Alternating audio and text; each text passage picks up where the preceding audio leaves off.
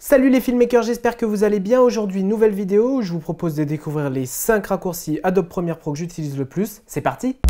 Alors avant de commencer, je vais vous parler un petit peu de mon compte Instagram sur lequel je poste pas mal de photos que j'ai l'occasion de faire en tournage ou lors de shooting lorsque je suis dehors par exemple. C'est aussi un endroit où je vous donne souvent la parole puisqu'on va venir tous ensemble échanger sur des sujets en rapport avec l'audiovisuel. Ça peut être configuration de PC, la caméra que vous utilisez, les profils cinématographiques, pourquoi pas.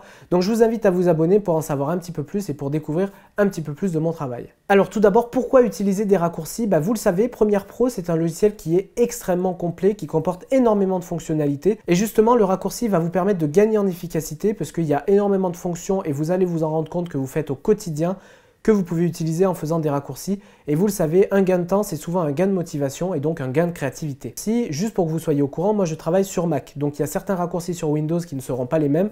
Cependant, si jamais vous souhaitez utiliser les mêmes raccourcis que moi, mais que vous ne les avez pas ou que vous ne les trouvez pas, je vous invite sur Mac à aller dans Adobe Premiere Pro, donc tout en haut, dans Préférences puis Raccourcis.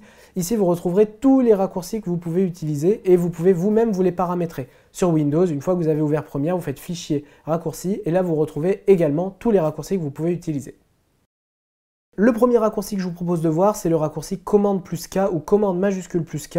Il vous permet tout simplement de couper toutes les pistes, donc audio, vidéo, ça peut être vos calques d'effets, vos rushs, votre sound design, votre musique, à la position de la tête de lecture. C'est super pratique par exemple quand vous souhaitez faire un écran noir entre deux rushs, pourquoi pas pour un effet artistique par exemple. Ça vous permet de tout couper sans avoir à utiliser la fonction cutter et couper autant de fois que vous avez de pistes audio ou vidéo. Le second raccourci que je vous propose de voir, c'est dans la fenêtre de prévisualisation de Premiere, c'est les raccourcis I et O. Et qu'est-ce que ça permet? Ça permet d'isoler une partie du rush qu'on est en train de regarder pour mettre un point d'entrée et un point de sortie si par exemple ça bouge avant ou qu'il y a trop de vent après. On garde vraiment que la partie qui nous intéresse. De la même manière, le troisième raccourci, c'est la touche X qui vous sert lorsque vous êtes sur votre timeline et que vous souhaitez exporter par exemple un seul rush dans tout votre montage. Vous appuyez sur X, ça vous définit un point d'entrée et un point de sortie. Vous n'avez plus qu'à étirer ou à resserrer les poignets pour conserver la seule partie que vous souhaitez exporter.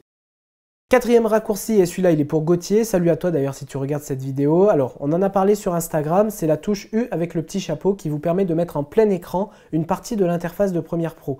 Si par exemple votre montage est terminé et que vous souhaitez voir en grand sans avoir à exporter, vous pouvez tout simplement appuyer sur U et ça vous met en grand votre fenêtre programme. Deuxième chose moi aussi, et ça je m'en sers vraiment très souvent, c'est lorsque je fais des masques et que j'ai besoin d'être assez précis. Quand vous travaillez sur un petit écran, c'est assez pratique de pouvoir afficher en grand votre montage pour justement être plus précis dans vos points pour votre masque.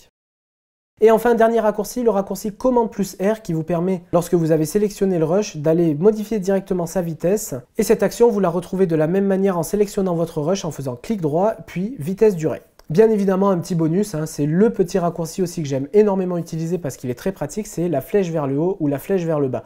Qu'est-ce que ça permet? Ça permet tout simplement d'aller à la coupe précédente ou à la coupe suivante en fonction de la touche sur laquelle vous appuyez. Et c'est vrai que c'est vachement pratique parce que des fois, vous prévisualisez un effet, plutôt que d'avoir à cliquer avec la souris, de ramener la tête de lecture à l'endroit où vous voulez, vous appuyez sur précédent une ou deux fois, ça vous ramène une ou deux coupes avant et ça vous permet de revoir un passage que vous souhaitez revoir. Et voilà, c'est déjà la fin de la vidéo. Alors vous l'avez vu, c'est un format beaucoup plus court que d'habitude. D'ailleurs, n'hésitez pas à me dire en commentaire si vous aimez ce genre de format assez court et qui sont assez condensés où on découvre tous ensemble quelque chose. N'hésitez pas aussi à aller faire un petit tour sur mon compte Instagram puisque demain je pars en tournage pour une maison de champagne, donc je vais sûrement vous poster quelques photos des coulisses. Quant à moi, je vous laisse là, je vous souhaite une excellente fin de journée puis je vous dis à très vite.